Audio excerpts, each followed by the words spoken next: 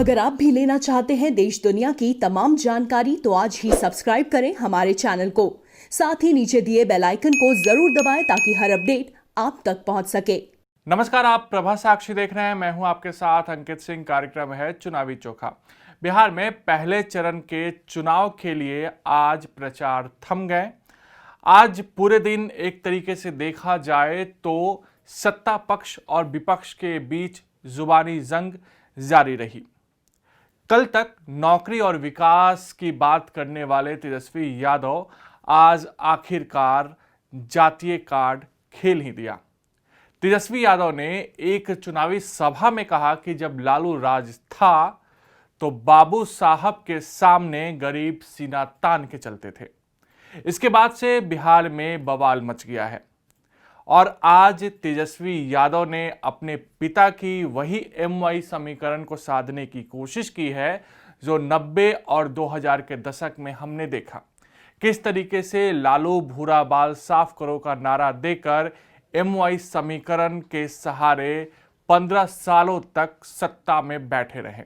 JP Nadda ने आज RJD पर जमकर प्रहार किया। जेपी नड्डा आज चुनावी प्रचार कर रहे थे। इस दौरान उन्होंने बिहार में अराजकता फैलाने का आरोप लालू सरकार पर लगाया और कहा कि यहां लालू और राबड़ी देवी के कार्यकाल में जंगल राज स्थापित हुआ। सुनिए आखिर जेपी नड्डा ने क्या बोला। आजकल समझौता हुआ किसका? ये अराजकता के साथ चली हुई पार्टी, ये RJD का और माले का। माले कौन है? किसने किया था इच्छेदीकांड? किसने मारा था स्वयंसेवकों को? किसने मारा था राम भक्तों को? कौन थे ये लोग? विध्वंसकारी लोग थे। अब उसमें से अराजक पार्टी और अराजक पार्टी के साथ विध्वंसकारी पार्टी और उसके साथ साथ मिल गई कांग्रेस पार्टी। अब कांग्रेस पार्टी का भी सुन लो। धारा 370 हटाया मोदी जी ने कि नहीं हटाया? कश्मीर को मजबूती दी कि नहीं दी? तो राहुल गांधी ने क्या कहा? गलत हुआ है, ये वापस होना चाहिए। कहा था कि नहीं कहा था? और उसकी दलील को इमरान खान संयुक्त राष्ट्र में रख रहा है। ये हमारे अपने शशि थरूर पाकिस्तान के बंद पर भारत को गाली देते हैं और पाकिस्तान की तारीफ करते हैं। राहुल गांधी पाकिस्तान की तबली बजाते हैं, जबकि कोविड में दुनिया मोदी जी को शाबाशी दे रही है तो राहुल गांधी तबली बजा रहे हैं पाकिस्तान में। अरे मोदी जी का विरोध करते करते देश का विरोध करना बंद करो। बिहार में अब प्याज के ऊपर राजनीति शुरू हो गई है। महंगाई को लेकर RJD ने केंद्र सरकार और बिहार सरकार पर जमकर निशाना साधा। तेजस्वी यादव प्याज का माला लेकर आज प्रदर्शन करने लगे।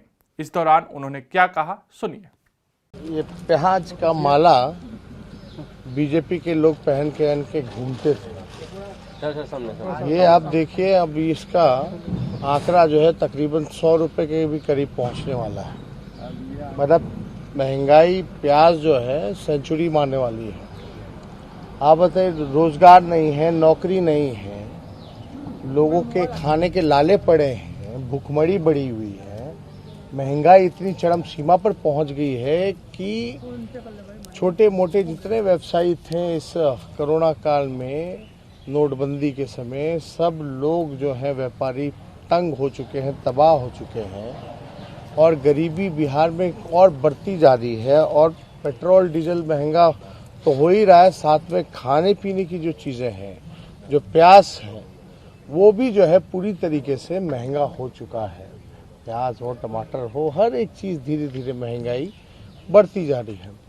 ऑलरेडी देश का GDP माइनस में चला गया है। हम आर्थिक संकट से गुजर रहे हैं, लेकिन ये लोग जो प्याज का रोना जो लोग रोते थे, 50 रुपए हो जाता था, 60 रुपए हो जाता था, लेकिन अब तो 80 के पार चला गया है ये। तो अब कहाँ है ये लोग?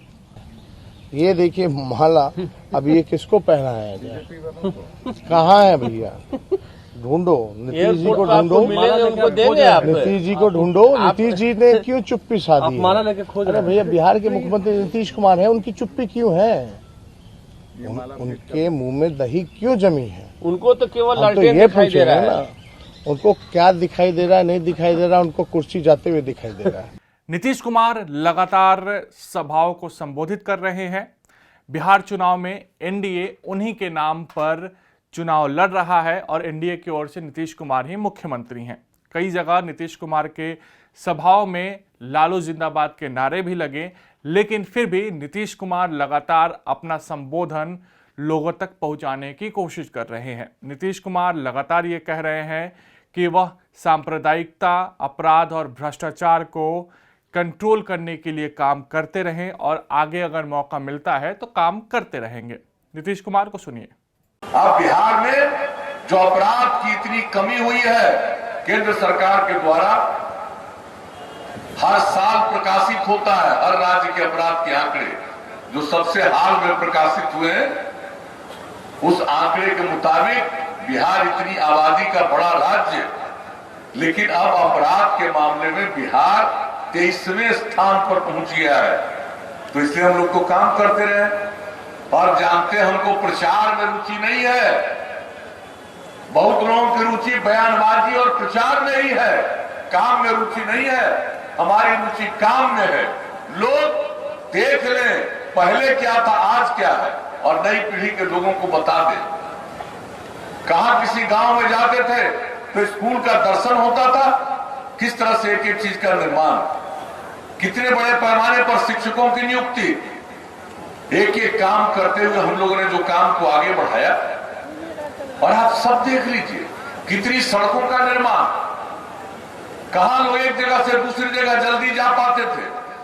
हमने क्या लक्ष्य रखा था कि राजधानी पटना से जो सबसे दूर दराज इलाका है, वहां से चलकर पटना आने में 6 घंटे से ज्यादा समय नहीं लगना चाहिए। वो हो गया। चुनाव प्रचार में स्मृति ईरानी भी रही। स्मृति ईरानी ने एक सभा में कह दिया कि लक्ष्मी ना तो हाथ पकड़ कर आती है, ना लालटेन के सहारे आती है, बल्कि लक्ष्मी आती है कमल पर सवार होकर। सुनिए। और इस उत्सव में जब मनुष्य भगवान की कल्पना करता है, आराधना करता है, माँ भगवती से आशीर्वाद मांगता है, तो बिहार का स्वाभिमानी नागरिक माँ से कहता है कि माँ बस बाजुओं में इतना बल दे कि मैं 2 हाथों की मेहनत से 2 वक्त की इज्जत की रोटी कमा सकूं। बिहार का स्वाभिमानी नागरिक कभी अपने भगवान से ये नहीं कहता है भगवान मुझे मौका ऐसा दे कि मैं भी चाहे घोटाले में पैसा कमा लूं। बिहार का स्वाभिमानी नागरिक जब भगवती की कल्पना करता है, लक्ष्मी का आशीर्वाद मांगता है, तो मां से कहता है मां बस बाजुओं में इतना दम दे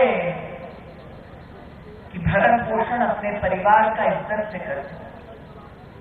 और जब लक्ष्मी के सामने सिर झुकाता है तो क्या पाता है कि लक्ष्मी जब घर आती है तो कांग्रेस का हाथ पकड़कर नहीं आती। लक्ष्मी जब घर आती है तो लालटेन संग नहीं लाती। अरे लक्ष्मी आती है तो कमल पर बैठ कर आती है। इसी अगर लक्ष्मी को घर लाना है तो कमल का बटन दबाना है। चिराग पासवान, जो कि एनडीए से अलग होकर इस बार बिहार विधानसभा का चुनाव लड़ रहे हैं, पिता को लेकर वह काफी भावनात्मक तो हैं ही, साथ ही साथ प्रधानमंत्री नरेंद्र मोदी पर भी वो भावनात्मक हैं। वो लगातार अपने आप को प्रधानमंत्री नरेंद्र मोदी का हनुमान बताते हैं, लेकिन नीतीश कुमार पर निशाना साधने से नहीं चूकते। वो लगातार अपनी चुनावी रैलियों में नीतीश कुमार पर हमले कर रहे हैं। इस बीच उन्होंने कहा कि बिहार सरकार ने पर्यटन के क्षेत्र में कोई ध्यान नहीं दिया है। अगर लोजपा की सरकार बनती है तो लोजपा बिहार में पर्यटन को बढ़ावा देगी, जिससे राजस्व भी आएंगे। उन्होंने ये भी कहा कि अयोध्या में बनने वाली राम मंदिर से भी ज्यादा ऊंची बिहार के सीतामढ़ी में माता सीता की मंदिर वो बनाएंगे। सुनिए चिराग ने क्या कहा। मेरी व्यक्तिगत आस्था तो है ही, पर कहीं ना कहीं माता सीता प्रतीक है नारी शक्ति का भी। हम लोग आज जब नारी सशक्तिकरण की बात करते हैं तो माता सीता का को भी उस तरीके से मैं चाहता हूं, जिस तरीके से अयोध्या में एक भव्य राम मंदिर का निर्माण हो रहा है, उससे ज्यादा भव्य मंदिर का निर्माण यहाँ पर माता सीता के लिए किया जाए। और इससे मेरी दोनों सोच है, मेरी आस्था तो है ही, पर कहीं ना कहीं हमारे बिहार के विकास में भी, राजस्व के विकास में भी इसका योगदान रहेगा। ये भगवान राम माता सीता के बिना अधूरे हैं और माता सीता भगवान राम बिना अधूरी हैं। इन दोनों का एक साथ होना जरूरी है और इसीलिए मैंने अपने मैनिफेस्टो में भी लिखा, मैं चाहता हूं कि अयोध्या से लेकर यहां तक एक सिया राम सेतु, एक कॉरिडोर का निर्माण किया जाए, ताकि जो भी अयोध्या जाए दर्शन के लिए वो उसके बाद माता सीता के पास जरूर आए उनके आशीर्वाद लेने। मां जानकी के बिना राम अधूरे हैं और राम के बिना मां जानकी। और यही कारण है कि अवध और मिथिला का संगम हम लगातार देखते हैं। बिहार में चूंकि चुनाव है, लेकिन दशहरे का भी पर्व था। ऐसे में मालिनी अवस्थी, जो कि प्रसिद्ध फोक गायिका है, उनके स्वर में सुनिए एक अवधी में सुप्रसिद्ध गाना। बोलिए सियावर रामचंद्र की। लोक का ये उद्घोष, सियावर रामचंद्र जी की जय। नवरात्रि अभी अभी आज प्रारंभ हुआ नवरात्र का, और नवरात्र ये बताने के लिए आते कि हमारे यहाँ नारी का, स्त्री का सम्मान कैसा रहा है, कि हम राम से पहले भी राम का उद्घोष क्यों, क्योंकि सिया केवल जानकी का नाम पहले और फिर राम का। सियावर रामचंद्र की जय।